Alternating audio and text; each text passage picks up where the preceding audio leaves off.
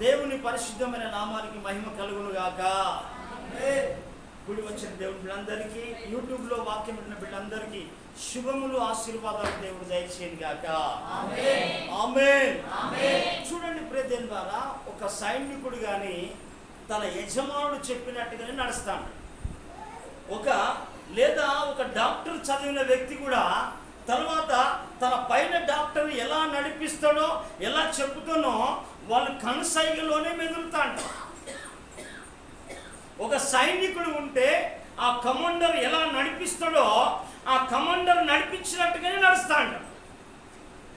అయితే దేవుని పిల్లలమైన మనం కూడా, ఎందుకనంటే దైవజనులు నడిపించినట్టుగా ఆత్మ నడిపింపులో నడిపించబడినప్పుడే దేవునికి యోగ్యమైన పిల్లలుగా మార్చబడతాం.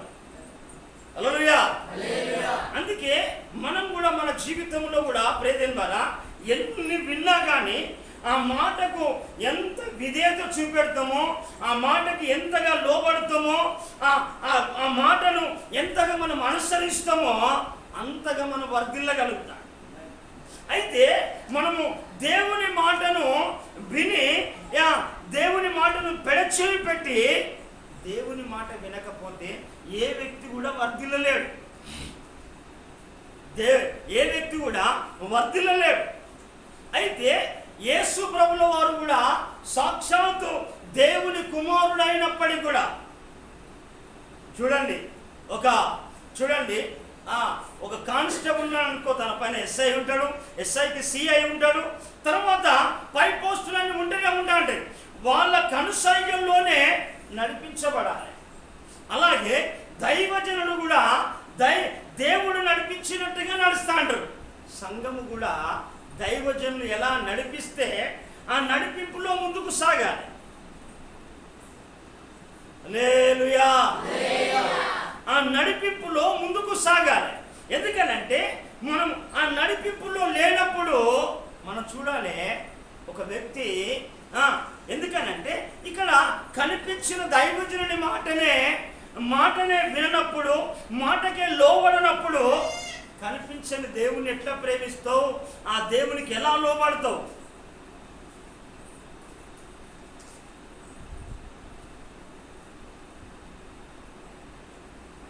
ఎలా లోబడతావు? అయితే ప్రియదేవుని ద్వారా అందుకే ప్రతి ఒక్క వ్యక్తి కూడా చూసినప్పుడు, ఒక కమాండర్ ఉన్నాడనుకో, తనకున్న ఎంత సైన్యమైనా ఒకవేళ తాను కనుక లోబడకపోతే కమాండర్ ఏం చేస్తాడంటే పనిష్మెంట్ ఇచ్చేస్తాడు. ఒక హాస్పిటల్ ఉన్నదనుకో, ఆ స్టాఫ్కి ఒక సూపరింటెండెంట్ ఉంటాడు. ఆ స్టాఫ్ అంతా కూడా సూపరింటెండెంట్ చెప్పినట్టుగానే వినాలి. ఇష్టం వచ్చినట్టుగా చేస్తే నిన్ను ఏం చేస్తాడంటే కట్టెలు తెస్తాడు, నిన్ను పంపించేస్తాడు. అందుకే ప్రియదేవుని ద్వారా దేవుని పిల్లలమైన మనం కూడా ఏం కావాలంటే దేవుడు ఎలా నడిపిస్తాడో అలా నడిపించబడాలి. అలా నడిపించబడినప్పుడే ఏంటంటే సంఘము నానాటికి వర్ధిల్లుతూ ఉంటుంది, నానాటికి అభివృద్ధి చెందుతూ ఉంటుంది, నానాటికి విస్తరిస్తూ ఉంటుంది. అంటే సంఘము వర్ధిల్లిన కొద్దీ కుటుంబం అంతా కూడా ఆశీర్వదించబడతాడు. కుటుంబం అంతా ఆశీర్వదించబడతాడు. అయితే యేసు ప్రభుల వారిని చూద్దాం మనం. యేసు ప్రభు తండ్రి అయిన దేవుడు పంపించినప్పుడు ఆయన ఎలాగో ఆయన జీవితం కొనసాగించబడుతున్నది అనేది మనం చాలా జాగ్రత్తగా మనం విందాం ఈ సమయంలో. యేసు ప్రభుల వారు ఎందుకనంటే ఆయన చిన్నప్పటి నుంచి కూడా, ఎందుకనంటే వాళ్ళు తండ్రి అయిన దేవుడు ఎలా నడిపించిండో మనం చూడవచ్చు. ఎందుకనంటే మన బైబిల్ గ్రంథంలో చూడవచ్చు. ప్రియదేవుని బిడ్డ చూడండి, మనం యోహాను సువార్త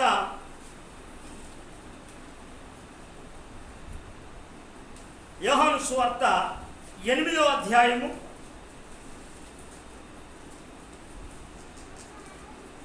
అధ్యాయము 42వ వచనం. యేసు వారితో ఇట్లనెను, దేవుడు మీ తండ్రి అయిన యెడల మీరు నన్ను ప్రేమింతురా, నేను దేవుని యొద్ద నుండి బయలుదేరి వచ్చి ఉన్నాను, నా అంతట నేను వచ్చి ఉండలేదు, ఆయన నన్ను పంపి ఉండు. చూడండి, ఎవరట? ఆయన నన్ను పంపి ఉన్నాడు. ఇంకొక మాట చూడండి ప్రజల ద్వారా, మరొక మాట మనం చూద్దాము. అలాగే బైబిల్ గ్రంథంలో చూడండి, అదే యోహాను సువార్త 14వ అధ్యాయం 10వ వచనం.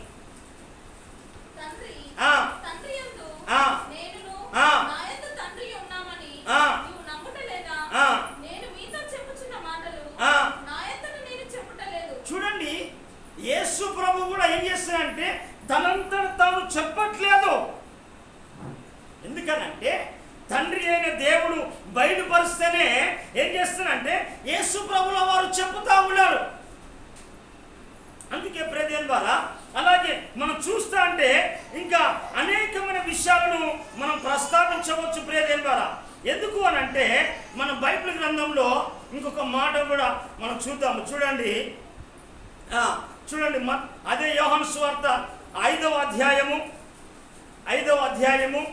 30వ వచనం చదువుదామా. నా అంతటి నేనే ఏమి చేయలేను అంటే, చూడండి, యేసు ప్రభు వారు కూడా తనంతట తాను కూడా ఏమి చేయలేదట. అంటే మనము ఇక్కడ నేర్చుకోవాల్సిన పాఠాన్ని మనం చాలా గమనించవచ్చు బ్రదర్. చూడండి, 7వ అధ్యాయం 28వ వచనంలో చదవచ్చా.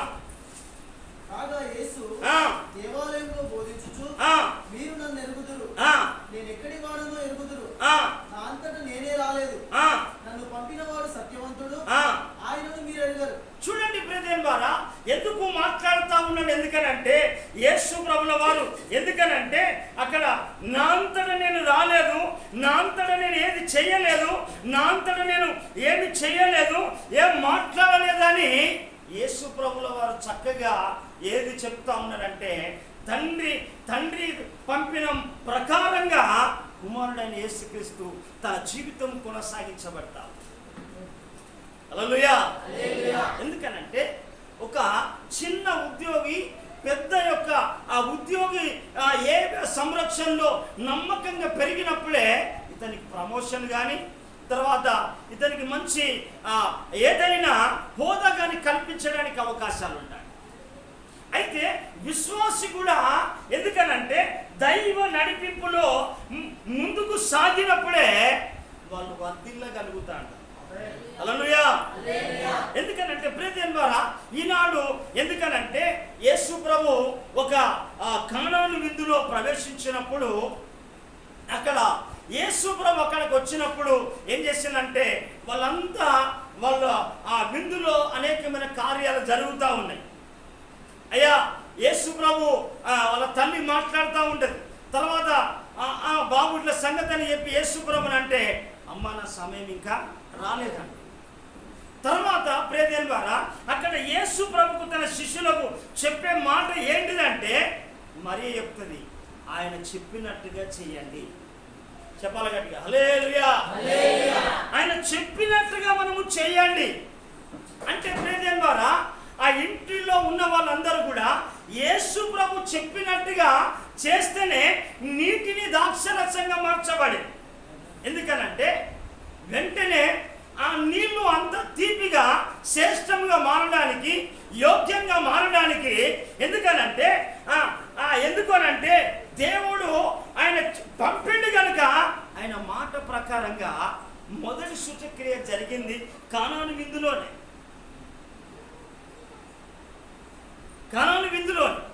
అందుకే ప్రేతం ద్వారా చూడండి ఎందుకు అనంటే అక్కడ ఆయన చెప్పినట్టు మనము చేయకపోతే, దైవజనుడు ఆయన చెప్పినట్టుగా చేయకపోతే, సంఘము దైవజనులు చెప్పినట్టుగా చేయకపోతే, ఎందుకనంటే ఏ వ్యక్తి కూడా ఏనాడు కూడా వర్ధిల్లినట్టుగా బైబిల్ చరిత్రలో లేదు. ప్రజలలో హల్లెలూయా. ఎందుకనంటే ప్రేదేన్ బారా ఎందుకు అనంటే యేసు ప్రభు చెప్పినట్టుగా వాళ్ళు చేసినట్టుగా మనం చూడవచ్చు. అందుకే అక్కడ ఏమైనా మొదటి అద్భుతము ఆశ్చర్యము జరిగింది అని అంటే, ఎప్పుడు నీ కుటుంబంలో దేవుని యొక్క ఆశీర్వాదము, దేవుని యొక్క దీవెన, నీ కుటుంబంలో క్షేమము, నీ కుటుంబంలో సమాధానము, నీ కుటుంబంలో శాంతి, నీ కుటుంబంలో ఆ ఆశీర్వాదము అన్ని కలగాలి అని అంటే దేవుని మాట ఎలా చెప్తే ఆ మాట ప్రకారంగా జీవించాలి. దైవజనుడు దేవుని చేత నడిపించబడతాడు. ఎందుకనంటే దైవజనులు ఎలా వచ్చిండు అని అంటే దేవుడు నియమించుకుంటేనే వచ్చిండు. హల్లెలూయా. ఎందుకనంటే దైవజనులు దేవుడు నియమిస్తేనే, దేవుడు ఏర్పాటు చేసుకుంటేనే, దేవుని సంకల్పం ప్రకారంగా, దేవుని ఉద్దేశం ప్రకారంగా దేవుని సేవకు బయలుదేరేళ్ళు సమస్తాన్ని వదిలిపెట్టి.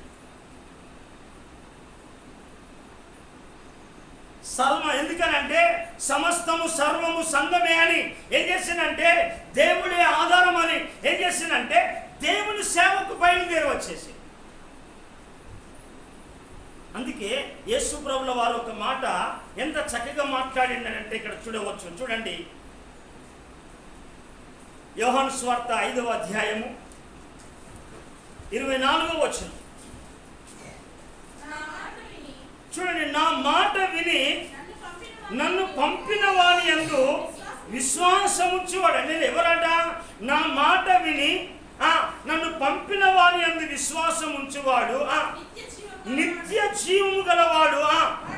వాడు తీర్పులోనికి రాక మరణములో నుండి జీవములోనికి దాటి ఉన్నాడని నిశ్చయముగా చెప్పుచున్నాను. చెప్పండి ప్రభువు కదా.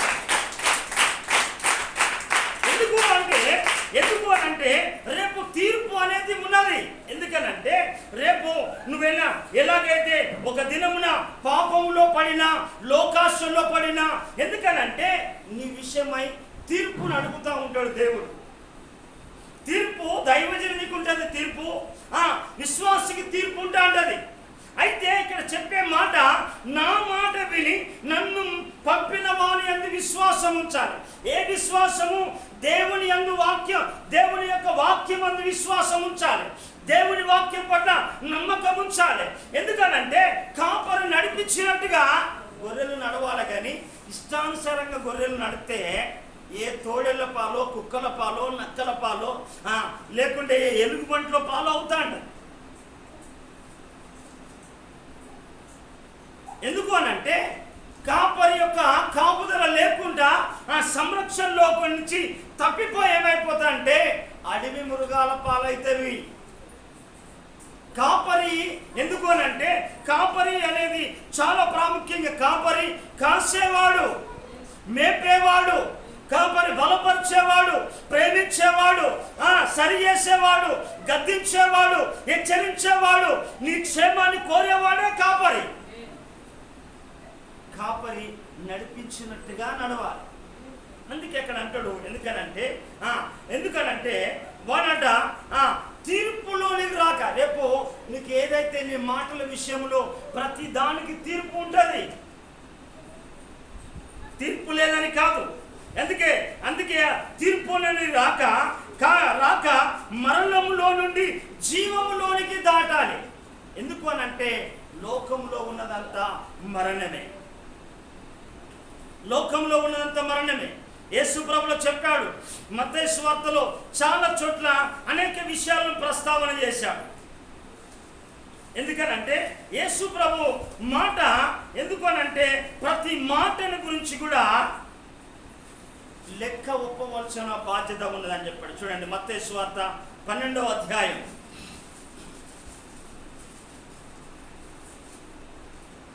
మత్తయి సువార్త 12వ అధ్యాయము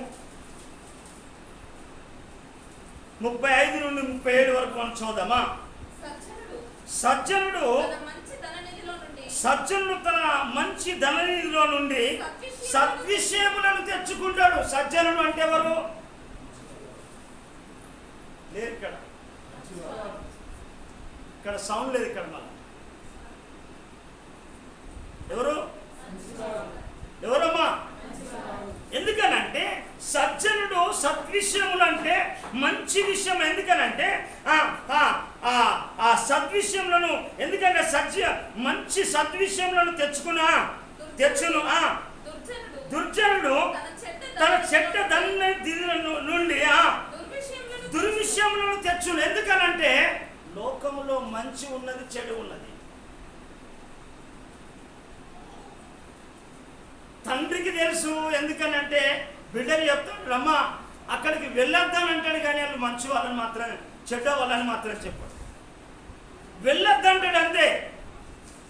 నువ్వు ఎక్కడ పడితే అక్కడ తిరగద్దమ్మా బాబు, నువ్వు ఎక్కడ పడితే అక్కడ తిరగకూడదు, ఎక్కడ పడితే అక్కడ ఉండకూడదు. ఎందుకనంటే దుష్టుల ఆతుల చొప్పున నడవక, పాపుల మార్గము నిలవక, అపాసకులు కూర్చున్న చోట నువ్వు కూర్చోవద్దు అని చెప్తా ఉంటాడు. ఎందుకనంటే నడిపింపు అనేది చాలా ప్రాముఖ్యమైనది. అంటే సజ్జనులు అంటే మంచి వాళ్ళు సద్విషయంలో తెస్తాడు. ఎందుకనంటే కానానుకు పోయేటప్పుడు ఏం చేసిందంటే వాళ్ళు సమాచారానికి వెళ్ళినప్పుడు అంతమందిని పంపినప్పుడు కూడా, ఎందుకంటే అంతమందిని మోసే నాయకత్వంలో పంపినప్పుడు ఇద్దరు మాత్రమే మంచి సమాచారం తీసుకొచ్చారు, మిగతా అందరూ చెప్పట్లేదు. ఎందుకనంటే చూడండి ప్రయత్నం ద్వారా ఈనాడు కూడా అనేకుల లోపల మంచి సమాచారం లేదు.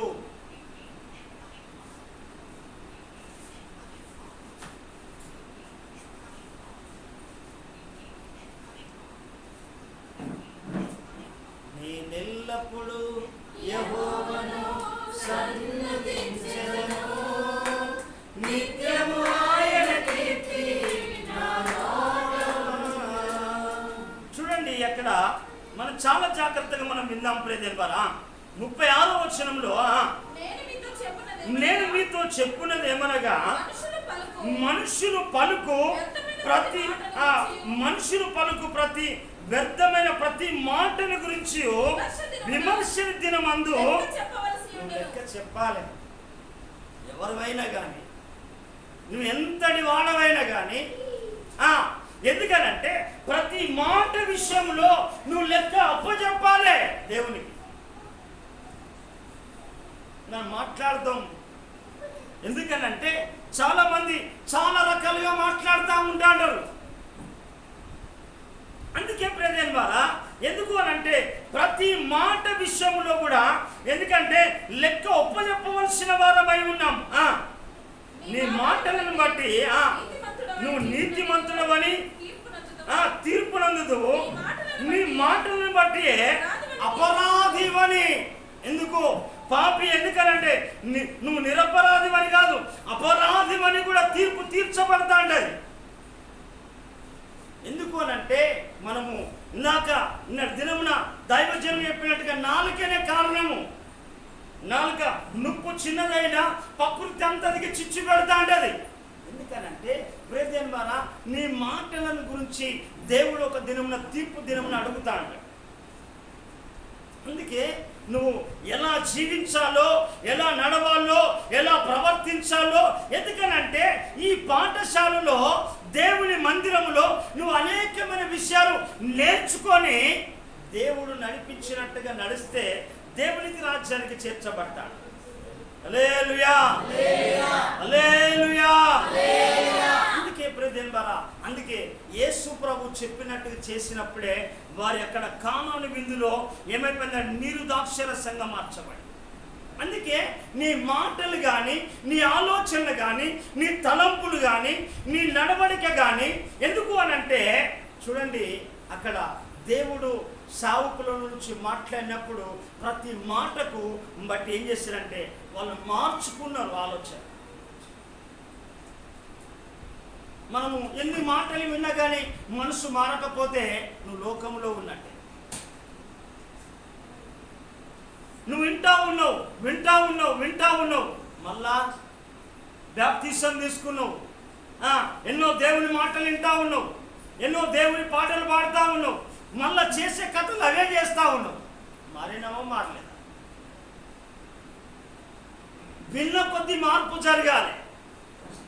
అందుకే దీని అంతటి గురించి కూడా తీర్పు దినమున ఎందుకనంటే నువ్వు లెక్క అప్పచెప్పవలసిన పరిస్థితి ఉన్నది. నీ మాటలను బట్టే తెలుస్తా ఉంటది నువ్వు నీతిమంతుడివా, పరిశుద్ధుడివా, అపరాధివా, లేకుంటే పాపివా, ఎవరివన్నది ఇక్కడ తెలుస్తా ఉంటది ప్రియదేన్ బారా.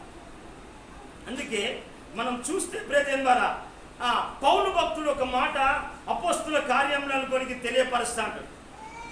అపోస్తుల కార్యంలో ఒక మాట తెలియపరుస్తూ ఉంటాడు ప్రియదేన్ బారా. ఎందుకు అని అంటే దైవజనుడు అక్కడ నేను ఎందుకు ఏర్పాటు చేసిన మాట అక్కడ అపోస్తుల కార్యంలో ఒక మాట తెలియపరుస్తాను.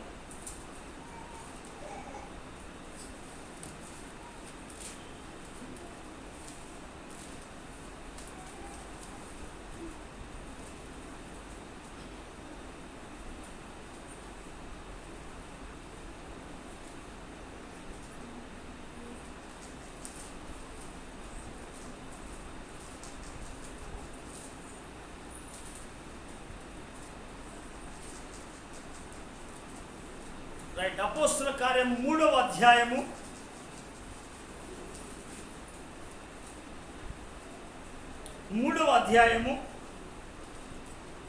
25-26 వచనం మనం చదువుదాం నిదానంగా. చూడండి, ఆ ప్రవక్తలకును దేవుడు అబ్రహాముతో నీ సంతానమందు భూలోక వంశములన్నీ ఆశీర్వదింపబడునని చెప్పి మీ పితరులతో చేసిన నిబంధనకును మీరు వారసులై ఉన్నారు. దేవుడు చూడండి, దేవుడు తన సేవకుని లేపి సేవకుని పుట్టించి మీలో ప్రతి వాని దుష్టత్వము నుండి మళ్ళించుట వలన మిమ్మును ఆశీర్వదించుటకు ఆయనను మొదట మీ యొద్దకు పంపిన. చప్పలు కొట్టి ప్రభుని కనపరచాలి. ఎందుకంటే ప్రియదేన్ బారా, సేవకుని ఎందుకు పుట్టించిండు, ఎందుకు పంపించిండు అనేది మనం గమనించాలి. అయితే సేవకుని పంపించిందే మీ దుష్టత్వములో నుంచి విడిపించి మిమ్మల్ని ఆశీర్వదించుటకు. ఎందుకనంటే మీ యొద్దకు ఏం చేసిందంటే పంపబడిండు ప్రియదేన్ బారా.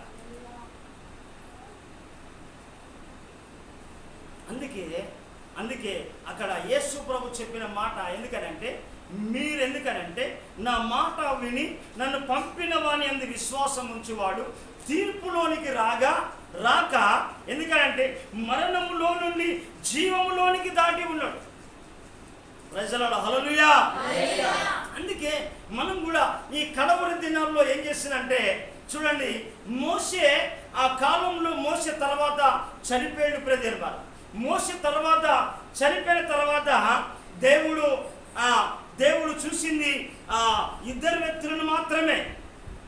ఈ ఇద్దరు వ్యక్తుల్లో ఎవరు అనంటే ఒక ఆయన కాలేబు, మరొకరు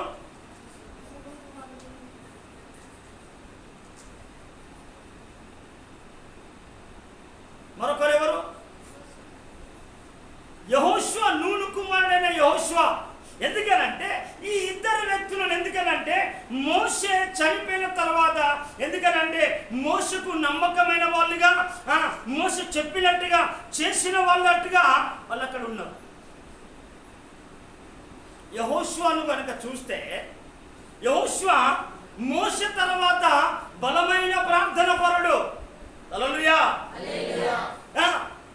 యెహోషువ మోషే తర్వాత బలమైన ప్రార్థన పరుడు. ఎందుకనంటే ఊరు వాడలు తిరిగేవాడు కాదు. హల్లెలూయా. మోషే సినాయి కొండ మీద ఉంటే గుడారంలో ఉండి ప్రార్థన చేసేవాడు యెహోషువ. మోషే కొండ మీద దేవునితో గడుపుతా ఉంటే నేను నా దైవజనుడు ఏం చేస్తున్నాడో ఆ యెహోషువ కూడా యవన ప్రాయములోనే దేవునికి నమ్మకంగా, సేవకునికి నమ్మకంగా, సేవకుని అడుగుజాడల్లో సేవకునికి పరిచారకుడిగా, సేవకునికి నమ్మకమైన వాడిగా మందిరంలో ఏ పని చెప్తే ఆ పని చేసేవాడు యెహోషువ. హల్లెలూయా.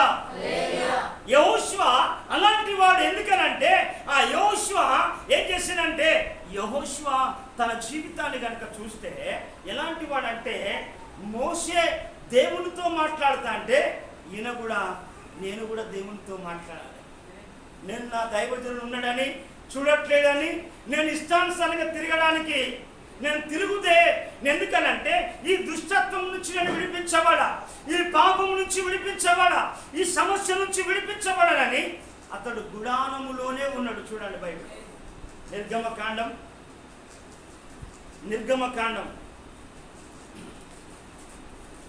33వ అధ్యాయం.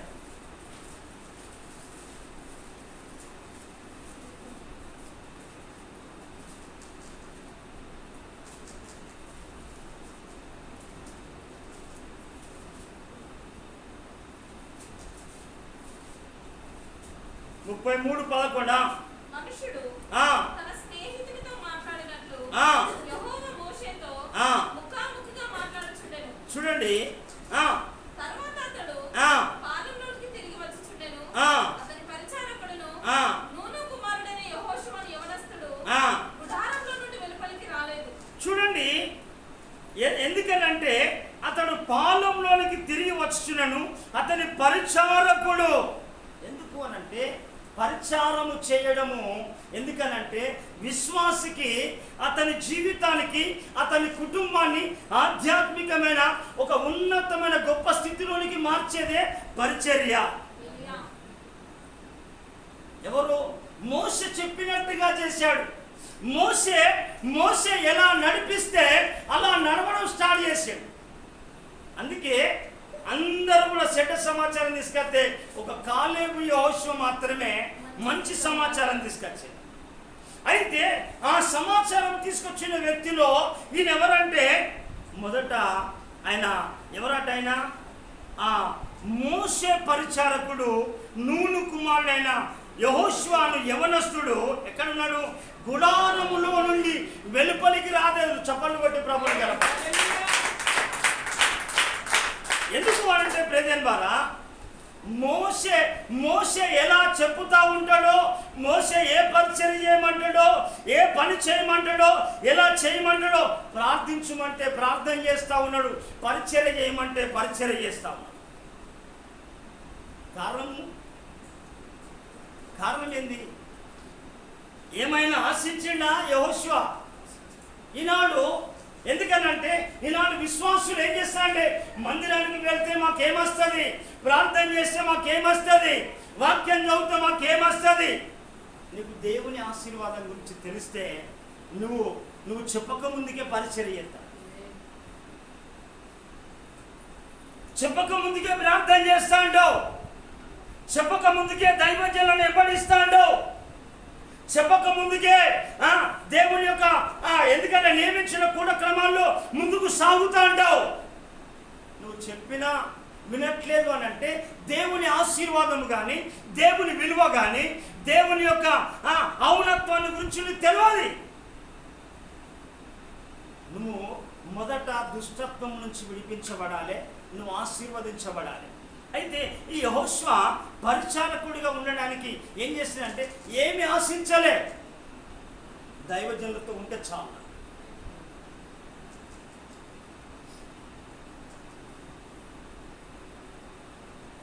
ఎందుకు అనంటే దైవజనులు పరిచర్య చేయాలన్నా నీ భవిష్యత్తు మంచుకుంటుంది, నువ్వు ఆశీర్వదించబడతావు, నువ్వు దీవించబడతావు అని చెప్పినప్పుడు దేని ద్వారా వాళ్ళు ఏం చేస్తారంటే యెహోషువ లోబడితే ఎందుకనంటే యేసు ప్రభు చెప్పినట్టుగా మనం చూడవచ్చు దేని ద్వారా మనము మత్తయి సువార్త కానీ మార్కు సువార్తలో చూద్దాం.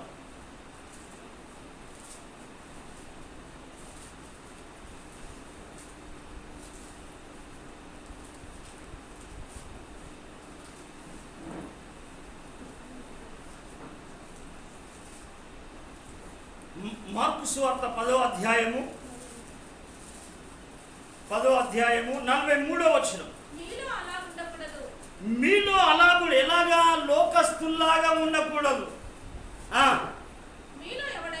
మీలో ఎవడైనను గొప్పవాడై ఉండగోరిన ఎడల వాడు మీకు పరిచారము చేయువాడై ఉండవలేను. చప్పలు కొట్టి ప్రభుని గణపరచు. నువ్వు గొప్ప చేయాలి అని అంటే నువ్వేం చేయాలంటే నువ్వు పరిచర్య అంతా చేయాలి. సువార్త పరిచర్య చేయాలి, మందిర పరిచర్య చేయాలి. తర్వాత దైవజనులు ఏ పరిచర్య చేయమన్నా నమ్మకంగా చేయాలి. యెహోషువ నమ్మకంగా చేశాడు. మొదట యెహోషువ ఎవరంటే పరిచారకుడు ప్రియదేవుని బిడ్డ. రెండో మాట ఏంటిదంటే యెహోషువ ప్రార్థన జీవితం కలిగిన వాడు. ఎందుకనంటే ఈ యెహోషువ చూడండి, ఆ యెహోషువ ఏం చేస్తాడంటే దేవుడు మాట్లాడుతూ ఉంటాడు. యెహోషువతో ఏం చెప్పాడంటే ఆ పరిచర్య చేసినప్పుడు ఏం చేసిందంటే తాన్ని ఏం చేసిందంటే ఇశ్రాయేల్ ప్రజలు చూస్తా అంటేనే ఏం చేసిందంటే యెహోషువను ఏం చేసిందంటే గొప్ప వాణిగా చేసాడు. చప్పలు కొట్టి ప్రభునిగా. యెహోషువ గ్రంథం 3వ అధ్యాయము 7వ వచనం. అప్పుడు యెహోవా యెహోషువతో ఇట్లనెను, నేను మోషేకు తోడై ఉండినట్లు నీకును తోడై ఉందునని ఇశ్రాయేలీయులందరూ ఎరుగునట్లు నేడు వారి కన్నుల ఎదుట నిన్ను గొప్ప చేయ మొదలుపెట్టెను. చప్పలు కొట్టి ప్రభుని కనపడతాం. హల్లెలూయా, హల్లెలూయా. చూడండి, ఆయన ఆ పరిచర్య ఎలా చేసిందంటే ఎందుకనంటే మోషే చెప్పినట్టుగా చేశాడు. తర్వాత మోషే లాంటి ప్రార్థన జీవితం కలిగిన వాడు. అందుకే దేవాది దేవుడు ఎందుకనంటే మనము దేవుని యొక్క సేవకులు ఏది చెప్పుతే పరిచారకుడుగా అలా తన జీవితాన్ని కొనసాగించబడతాము. అలాగే మనం గనక చూస్తే ఈ యెహోషువ జీవితంలో గనక మనం చూస్తే ప్రియదేవుని ద్వారా అనేకమైన గొప్ప కార్యాలను మనం బైబిల్ గ్రంథంలో మనం చూడవచ్చు. చూడండి, ఈ యెహోషువను గురించి దేవుడు మాట్లాడాడు. సంఖ్యాకాండము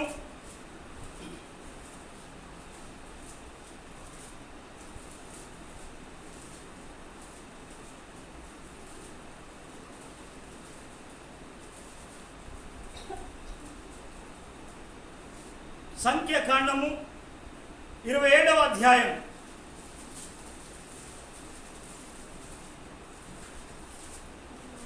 18వ వచనం.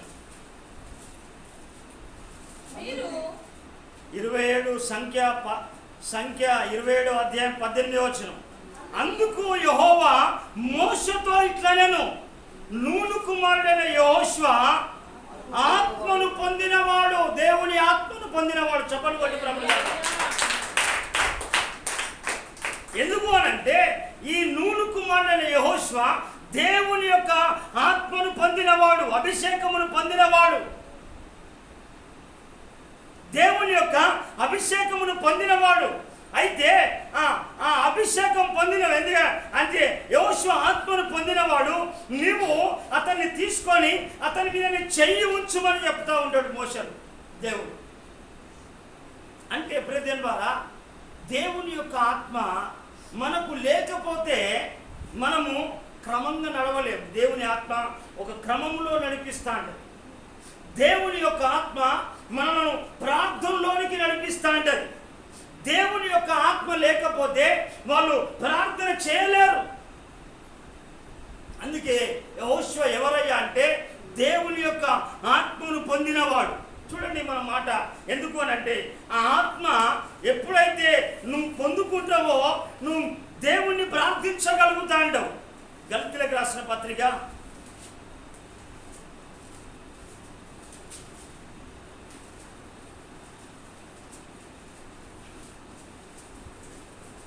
4వ అధ్యాయము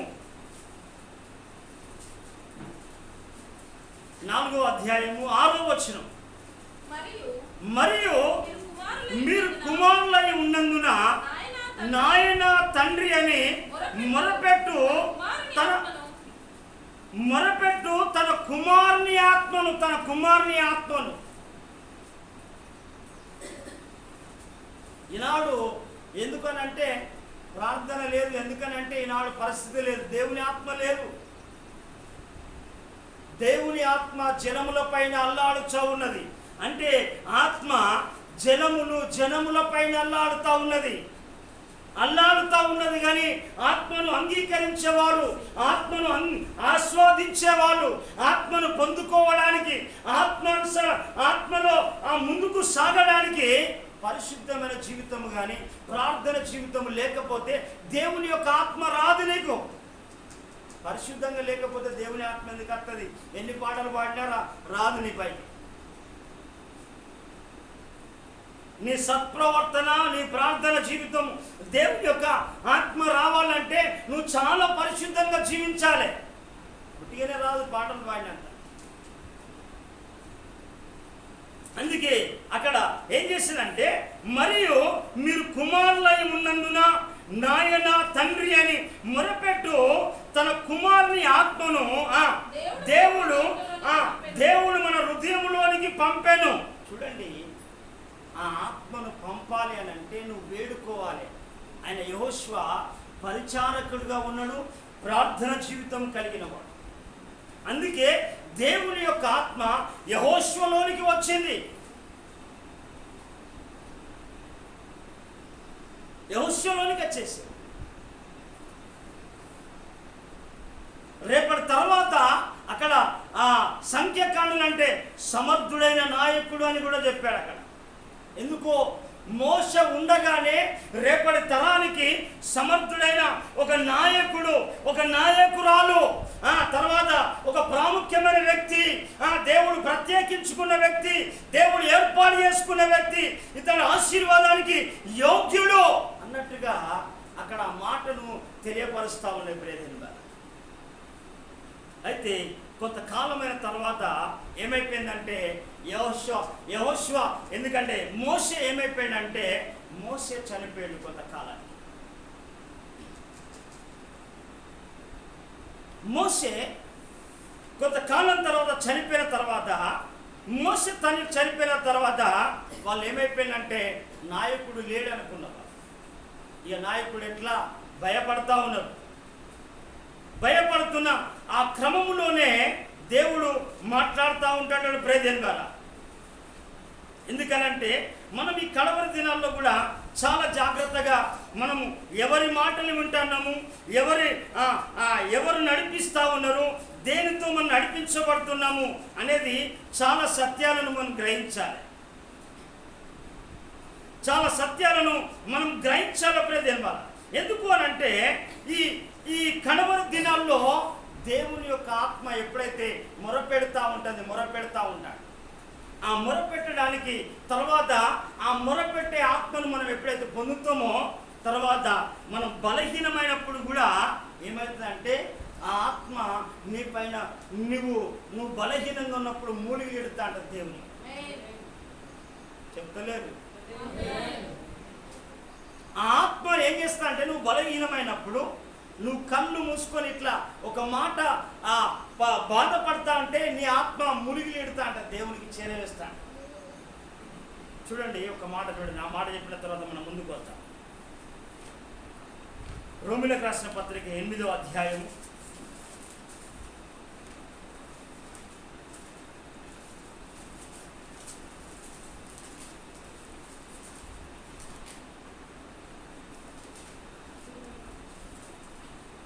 8వ అధ్యాయము 26వ వచనం చూడండి. అటువలే ఆత్మయు మన బలహీనతలను చూచి ఎప్పుడు బలహీనంగా అయినప్పుడు నీకు ఆత్మ సహాయం చేస్తాడు. నీ శరీరం ఎప్పుడు సపోర్ట్ చేయదు నీకు. అందుకే శరీరానికి అన్ని పెడతా అంటారు కానీ ఆత్మకు మాత్రం ఏం పెట్టరు. ఆత్మను గురించిన పాటలు పాడుతూ అంటారు, అభిషేకం ఉన్న పాటలు పాడుతూ అంటారు. ఆ పాటకు పాడతారు కానీ ఈ పాటకు వీరి జీవితానికి ఏం సంబంధం ఉండదు. అందుకే చూడండి, అటువలే ఆత్మయు మన బలహీనతను చూచి సహాయము చేయుచున్నాడు. ఏలైనగా మనము యుక్తముగా ఎలాగూ ప్రార్థన చేయవలెనో మనకు తెలియదు కానీ ఉచ్చరింప శక్యము కాని మూలుగులతో ఆ ఆత్మ తానే మన పక్షంగా విజ్ఞాపన చేయుచున్నాడు. చప్పట్లు కొట్టి ప్రభువుని గణపతి. దేవుని యొక్క ఆత్మ మనం పొందుకున్నప్పుడు ఏం చేస్తానంటే మన పక్షంగా విజ్ఞాపన చేస్తాను. అలాగనే ఈ మోషే చనిపోయిన తర్వాత ప్రేదేం ద్వారా ఇశ్రాయేలు ప్రజల గురించి అయిపోయిన తర్వాత సమర్థవంతమైన నాయకుడు లేడు. అంత లక్షల ప్రజలను నడిపించి తర్వాత ఎన్నో అద్భుతాలు, ఎన్నో ఆశ్చర్య కార్యాలు, ఫరోను ఎదిరించి ఫరో ఎదుట ఏం చేసిందంటే కర్రను పాము చేసి నీటిని రక్తంగా మార్చేసి ఫరోను వణికించిన మోషే నాయకుడు చనిపోయాడు.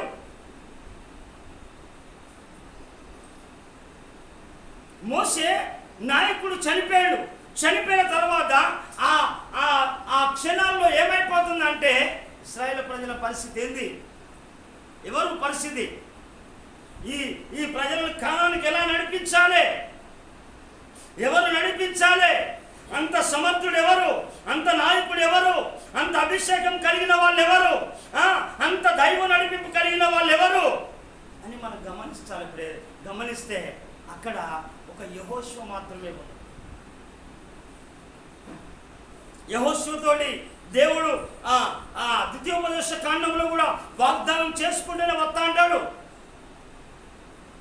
ఎందుకనంటే ఆ వాగ్దానం చేసుకుంటూ వస్తూనే ఉన్న ఆ క్రమంలో దేవుడు మాట్లాడుతూనే ఉంటాడు.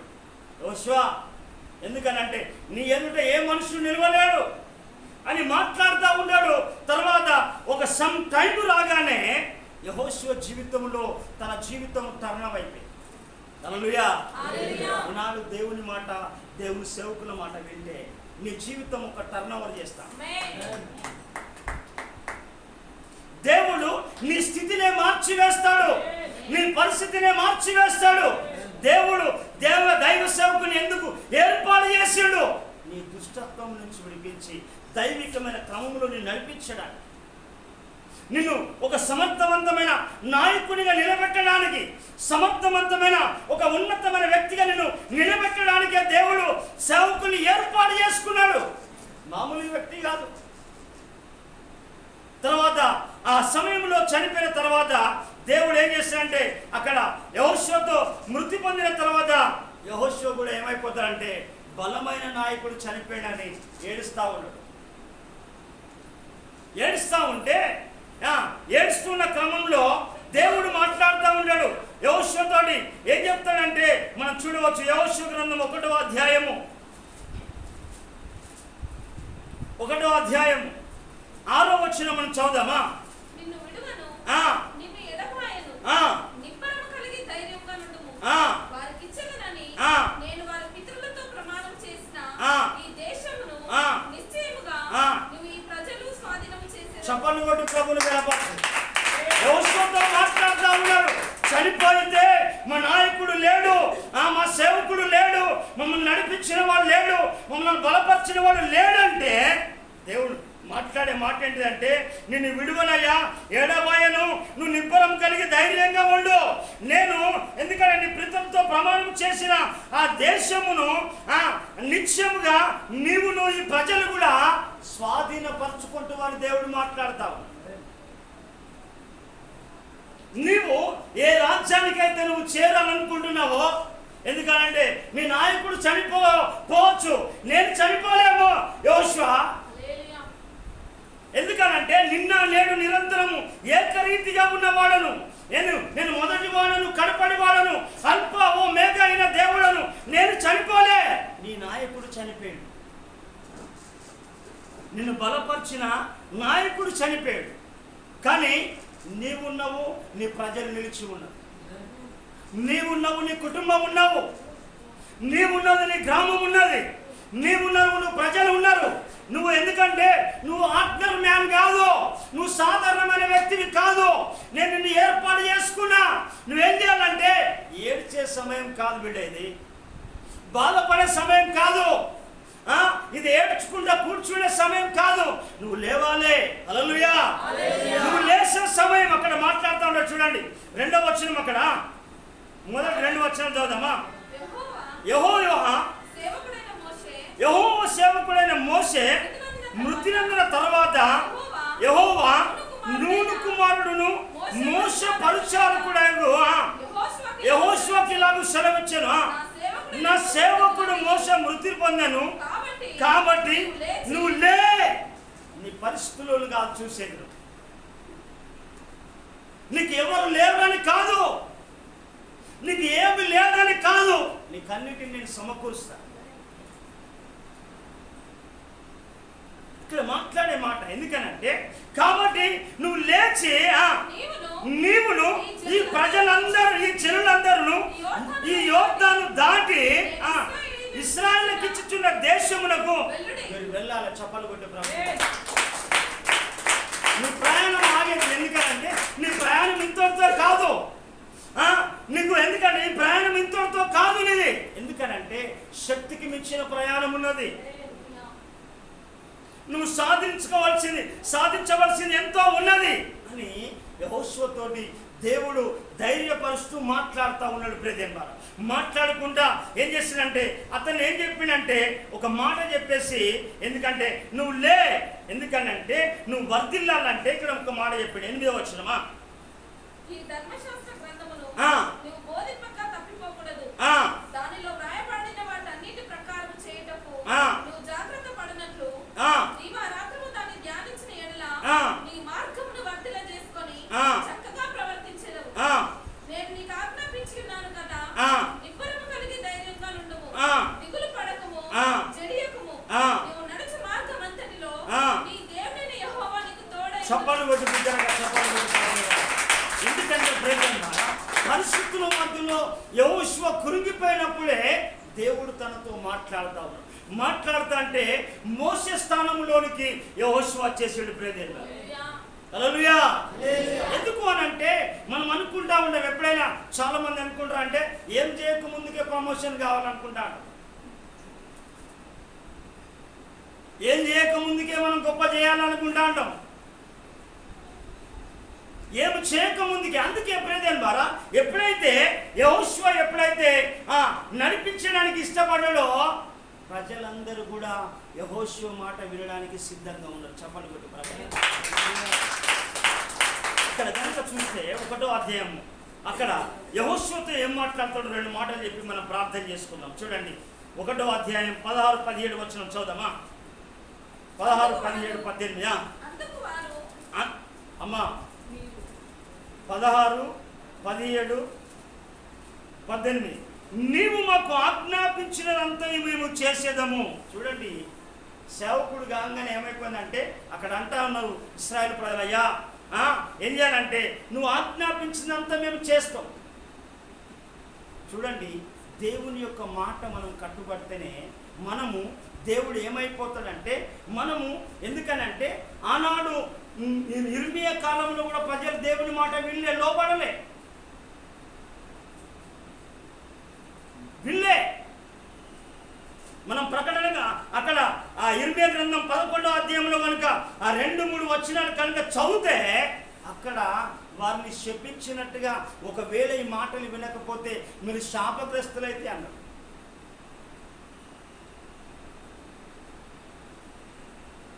చూడండి మాట ఇర్మియా గ్రంథం, మనం అక్కడి మళ్ళీ వస్తాం. ఇర్మియా గ్రంథం 11వ అధ్యాయం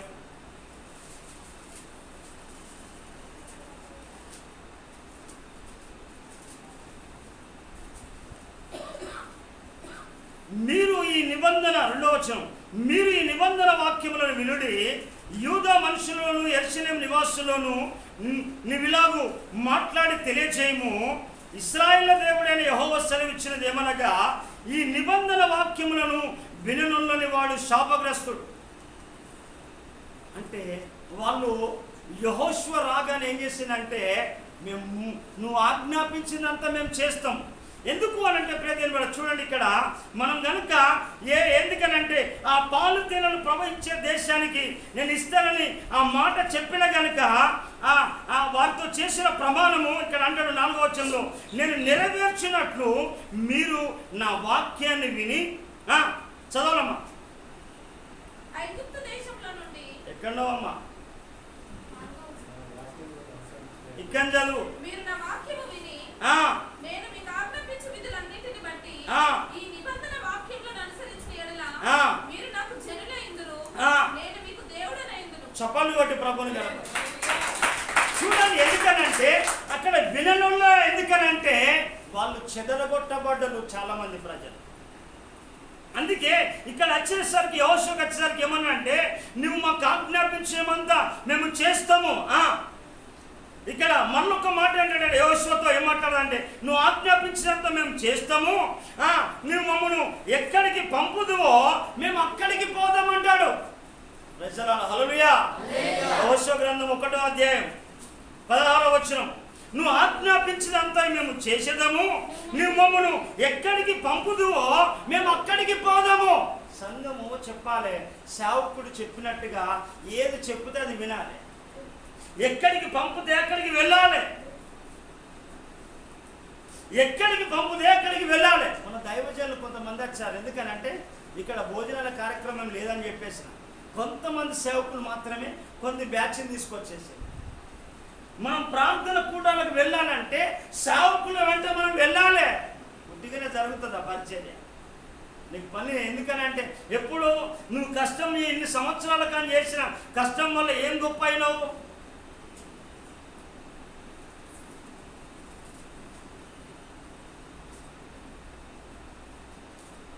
అందుకే ఇక్కడ అంటాడు నువ్వు మాకు ఆజ్ఞాపించినంత మేము చేసేదము, నువ్వు మమ్మల్ని ఎక్కడికి పంపుదువో మేము అక్కడికి పోదాము. అంటే వాళ్ళ ప్రజల నిర్ణయాలు చూడండి.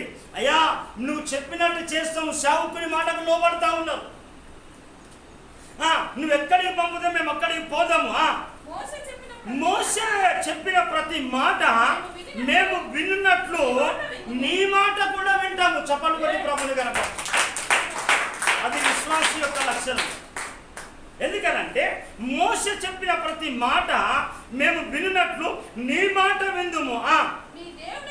నీ దేవుడైన యెహోవా మోసకు తోడై ఉండినట్లు నీకు కూడా తోడై ఉండునుగా కానీ చెప్తా ఉన్నాడు ప్రియదేవరా. అంటే చూడండి, అయ్యా నేను మోసకు తోడైనట్టుగా నీ దేవుడైన యెహోవా నీకు కూడా తోడై ఉంటారన్న ప్రజలు చెప్తా ఉన్నారు. కారణం ఎందుకంటే దైవ నడిపింపులో వీళ్ళు నడిపించబడతా ఉన్నారు. దేవుని యొక్క ప్రత్యక్షతలు వీళ్ళకి కనపరచబడతా ఉన్నది. దేవుని స్వరాన్ని వినగలుగుతా ఉన్నాడు. దేవుని చేసే కార్యాలను ఆ ప్రజలు కూడా యెహోషువతో నడిపించబడుతున్నప్పుడు వాళ్ళు కూడా చూస్తూ ఉన్నారు. అందుకే ఇక్కడ మరొక మాట చెప్తా ఉంటాడు, చదివి మనం ప్రార్థన చేసుకుందామా. 18వ వచనమా, నీ మీద తిరగబడి నువ్వు వారికి ఆజ్ఞాపించిన ప్రతి విషయమా, తప్పు చదవకు, ప్రతి విషయంలో నీ మాటని వినని వారందరూ చూసావు తీర్మానం చేసుకున్నారు. హల్లెలూయా హల్లెలూయా. నేను ఎల్లప్పుడూ